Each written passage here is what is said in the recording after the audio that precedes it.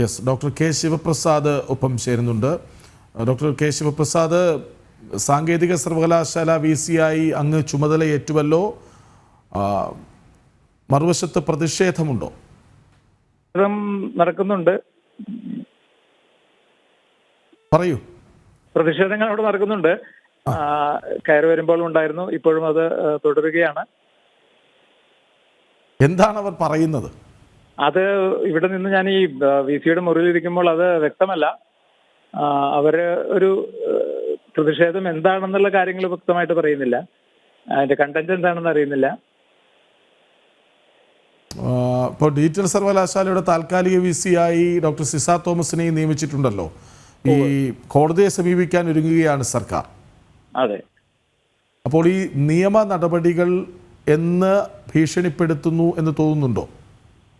നിയമ നടപടികൾ ഭീഷണിയല്ലല്ലോ, അത് നമ്മുടെ സമൂഹത്തിലെ ഒരു നടപടിയാണല്ലോ അത്.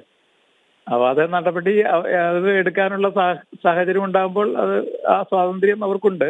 അതുമായി മുന്നോട്ട് പോകട്ടെ. നമുക്കും അതിൻ്റെതായ രീതിയിൽ നിയമത്തിന്റെ മുന്നിൽ എല്ലാവരും സമന്മാരാണല്ലോ. അല്ല, ഈ തടയും VC ചേംബറിലേക്ക് കയറാൻ അനുവദിക്കില്ല എന്ന തരത്തിലുള്ള മുദ്രാവാക്യങ്ങളൊക്കെ വരുമ്പോൾ അത് എത്ര കണ്ട് ശരിയാണ്?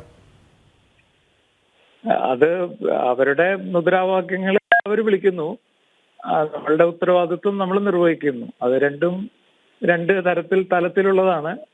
അത് രണ്ടും ഒരുമിച്ച് പോകും എന്നുള്ളതാണ് എൻ്റെ വിശ്വാസം. ഇപ്പോൾ സാങ്കേതിക സർവകലാശാല VC എന്ന നിലയിൽ കൃത്യമായി നിലപാടുകളുമായി മുന്നോട്ട് പോകും അങ്ങ്? തീർച്ചയായിട്ടും. അത് വിദ്യാർത്ഥികളുടെയും അധ്യാപകരുടെയും ഗവേഷകരുടെയും അധ്യാപകരുടെയും ഈ സമൂഹത്തിന്റെയും ഭാരിച്ച ഒരു ഉത്തരവാദിത്വമാണ് ഏൽപ്പിച്ചിരിക്കുന്നത്. അതുമായിട്ട് മുന്നോട്ട് പോകാൻ തന്നെയാണ് തീരുമാനിച്ചിരിക്കുന്നത്. വളരെ നന്ദി ഡോക്ടർ കെ ശിവപ്രസാദ്. സാങ്കേതിക സർവകലാശാലയുടെ VC ആണ് നമ്മളോട് പ്രതികരിച്ചത്.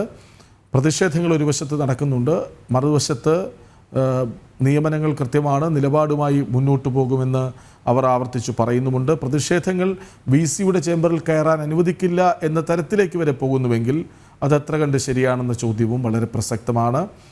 വിഷയത്തിൽ പ്രതികരിച്ച് ഡോക്ടർ കെ ശിവപ്രസാദ്, സാങ്കേതിക സർവകലാശാല VC. വിവരങ്ങൾ നൽകിയത് ടിൻഡു ദാസ്.